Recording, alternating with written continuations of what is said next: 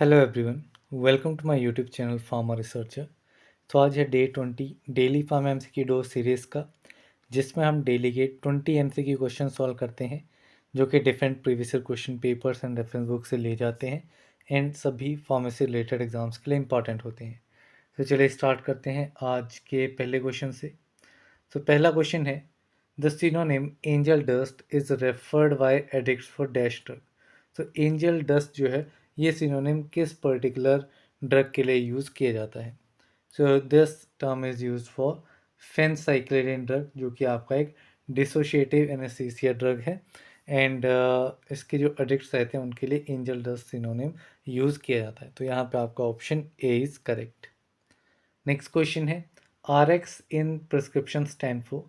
सो R X जो symbol use किया जाता है प्रिस्क्रिप्शन में, दैट स्टैंड्स फॉर व्हाट?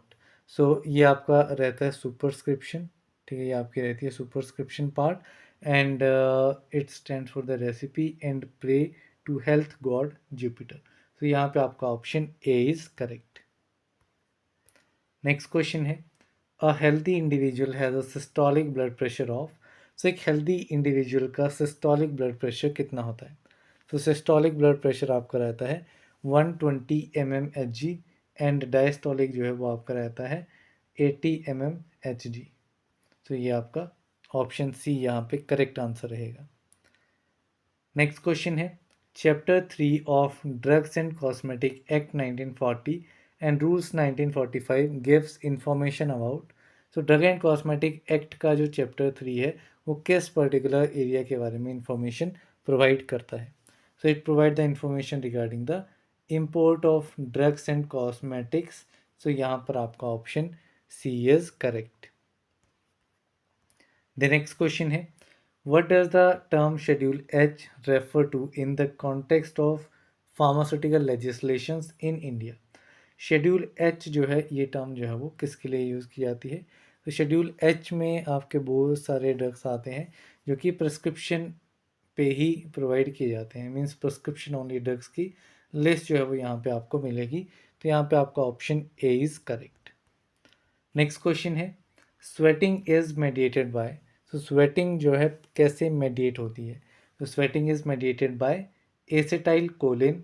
तो यहाँ पे आपका option C is correct. Next question है, IUD is invented by whom. IUD को किसने इन्वेंट किया था? IUD is intra uterine devices, these are the intra uterine devices and ये आपके बेसिकली कॉन्ट्रासेप्शन के लिए यूज़ किए जाते हैं फैमिली प्लानिंग में। सो इनको इन्वेंट किया गया था by the doctor Ernest Grafenberg. तो यहाँ पर आपका option A is correct. Next question है, part of solvent required per part of solute to dissolve sparingly soluble salt is. तो सॉल्वेंट का पार्ट जो कि आपका रिक्वायर्ड रहता है स्पारिंगली सॉल्युबल के लिए, ठीक है, सो ये पार्ट आपका रहेगा फ्रॉम 30 to 100, ठीक है, 30 to 100 में आपका वन पार्ट ऑफ सोल्यूट जो है वो डिजोल्व अगर होता है तो उस पर्टिकुलर सॉल्वेंट को कहा जाएगा स्पारिंगली सॉल्युबल। सो यहाँ पे आपका option C is correct. Next question है, which of the following is the correct pathway of airways into lungs. ठीक है, एयरवेज, ठीक है, एयर जब पास करेगी आपकी लंग्स तक तो उसका करेक्ट पाथवे हमें आइडेंटिफाई करना है। तो सबसे पहले तो आपका रहेगा नोज़, क्योंकि एयर जो एंटर करेगी वह नोज़ के थ्रू एंटर करेगी। नोज़ के बाद में वो ट्रैकिया में जाएगी, नोज़ के बाद ट्रैकिया में जाएगी, देन ब्रोंकाई में जाएगी, bronchioles and then alveoli, and वहाँ पे ऑक्सीजनेट होकर के oxygenation and deoxygenation means oxygen enter करेगी ब्लड में एंड ब्लड से कार्बन डाइऑक्साइड बाहर आएगी, तो वो वहाँ पे प्रोसेस होता है। तो यहाँ पे आपका option C is correct. Next question है, which one of the following is not applicable to non linear pharmacokinetics. इनमें से नॉन लीनियर फार्माकोकाइनेटिक्स में कौन सी स्टेटमेंट एप्लीकेबल नहीं होगी? सो द एलिमिनेशन और absorption half life change as dose are increased. So जैसे ही डोज इंक्रीज होती है तो एलिमिनेशन और अब्जॉर्प्शन हाफ लाइफ जो है वो चेंज होती है। तो this statement is true applicable to non linear pharmacokinetics. Then the area under the curve increase in a proportion manner to the administered dose. तो ये स्टेटमेंट इसमें एप्लीकेबल नहीं है, इंक्रीज नहीं होता है, इट डिक्रीजेज। तो यहाँ पे this statement is wrong. Then the composition and or ratio of the metabolites of a drug may be affected by a change in the dose. जो composition है और ratio है metabolites की drug में, वो dose के change होने पे affect होती है. So this is also true, it may affect, ठीक है, so it is true. Then elimination or absorption of a drug does not follow simple first order kinetics. ये simple first order kinetics को follow नहीं करता है. So this statement is also correct. तो इसमें जो नॉट एप्लीकेबल स्टेटमेंट है वो आपकी रहेगी option number B. Then next question है causative agent for syphilis is, syphilis के लिए कॉजेटिव एजेंट कौन सा है? So the causative agent for syphilis is treponema pallidum. So यहाँ पे आपका option B is correct. Next question है the Schick test is use to determine the susceptibility to. तो शिक टेस्ट जो है वो आपका यूज़ किया जाता है डिप्थीरिया की डायग्नोसिस के लिए। सो यहाँ पे आपका option B diphtheria is correct. Next question है the fungus is also known as opportunistic pathogen often isolated from warm blooded animals. ठीक है, सो यहाँ पे हमें फंगस आइडेंटिफाई करनी है जिसको अपॉर्चुनिस्टिक पैथोजन भी कहा जाता है एंड ये आपकी वार्म ब्लडेड एनिमल से आइसोलेट की जाती है। So this fungus is candida albicans.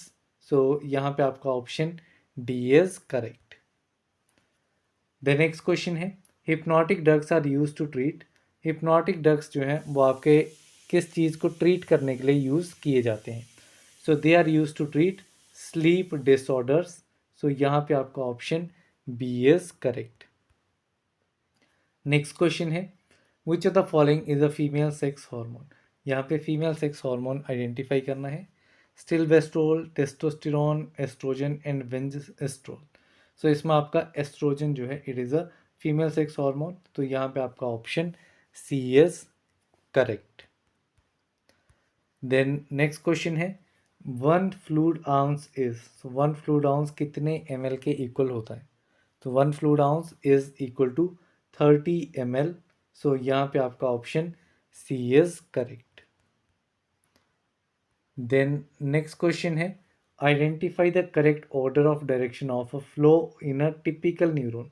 तो टिपिकल न्यूरॉन मीन्स बेसिकली आपका जो न्यूरॉन रहता है उसमें पार्ट्स को हमें एक फ्लो में अरेंज करना है। सो सबसे पहले न्यूरॉन्स में आपका आ जाता है डेंड्राइट्स पार्ट। डेंड्राइट्स के बाद आपकी सेल की बॉडी आती है, देन एक्सॉन्स आते हैं एंड देन लास्ट में एक्सॉन टर्मिनल आता है। तो ये आपका correct order of direction of flow रहेगा टिपिकल न्यूरॉन में। तो यहाँ पे आपका option B is correct. Next question है factors affecting size reduction include all of the following except. तो यहाँ पे हमें वो फैक्टर आइडेंटिफाई करना है जो कि साइज रिडक्शन को अफेक्ट नहीं करेगा। सो फर्स्ट है आपका stickiness, softening, temperature and hardness. ये तीनों ही फैक्टर हैं। अगर प्रोडक्ट आपका स्टिकी बिहेवियर का रहेगा, स्टिकी नेचर रहेगा, सो उस केस में उसकी साइड रिडक्शन में अफेक्ट डेफिनेटली आएगा। अगर सॉफ्ट एंड टेम्परेचर का रहेगा, ठीक है, थर्मोलेवार रहेगा तो इफेक्ट आएगा। अगर हार्ड बहुत ज़्यादा हार्ड है तो हमें अफेक्ट करेगा वो साइज रिडक्शन को। तो उसके लिए डिफरेंट डिफरेंट साइज मिल्स का साइज रिडक्शन मिल्स का यूज़ किया जाता है। बट सब्लिमेशन जो है वो एक फैक्टर कंसीडर नहीं किया जाएगा साइड रिडक्शन को अफेक्ट करने के लिए। तो यहाँ पे आपका option D is correct.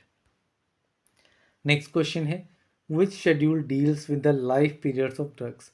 Drugs के लाइफ पीरियड के साथ कौन सा शेड्यूल जो है वो डील करता है? सो ये शेड्यूल आपका रहता है शेड्यूल पी। सो यहाँ पे आपका ऑप्शन सी इज़ करेक्ट। बाकी जो शेड्यूल जी है इसमें उन ड्रग्स या सब्सटेंसेस की लिस्ट आ जाती है जिनको मेडिकल सुपरविजन में यूज़ किया जाता है।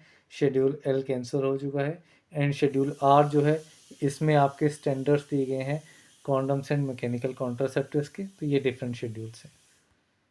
देन नेक्स्ट क्वेश्चन है in which organ is the majority of cytochrome P450 most highly excreted. तो यहाँ पे हमें वो ऑर्गन बताना है जहाँ पे सबसे ज़्यादा जो है मेजॉरिटी ऑफ साइटोक्रोम P450 जो है वो एक्सक्रीट होता है। तो ये आपका ऑर्गन रहता है लीवर। तो यहाँ पे आपका ऑप्शन बी इज़ करेक्ट। इसी क्वेश्चन के साथ में हमने 20 MCQ क्वेश्चन आज के कंप्लीट कर लिए हैं। PDF का लिंक आपको डिस्क्रिप्शन बॉक्स में मिलेगा, PDF आप डाउनलोड कर सकते हैं। So that's all for this video, thank you very much.